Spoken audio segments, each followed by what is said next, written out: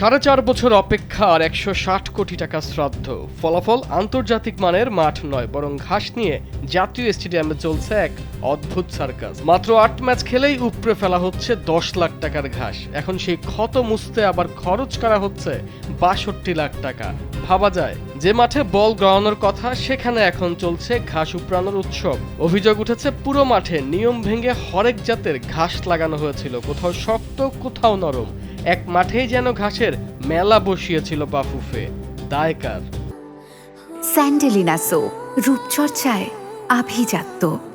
বাফুফে বলছে ঠিকাদার খারাপ, আর ঠিকাদার বলছে বাফুফে বুঝে নিয়েছে। মাঝখান থেকে গচ্চা যাচ্ছে পাহাড় সমান টাকা। 10 লাখের ভুল ঢাকতে এখন বিদেশ থেকে আনা হচ্ছে বারমুডা ঘাস। 160 কোটি টাকার প্রজেক্টে ঘাস লাগানো নিয়ে এমন নাটকীয়তা কি স্রেফ ভুল, নাকি এর পেছনে লুকিয়ে আছে অন্য কোনো গল্প? আগস্টের আগে এই মাঠে ফুটবল ফিরছে না, কিন্তু কোটি টাকার এই ঘাস নাটক কি আদৌ থামবে, নাকি সংস্কারের নামে চলতে থাকবে টাকার এমন হরিলুট? প্রশ্নটা ফুটবল ভক্তদের।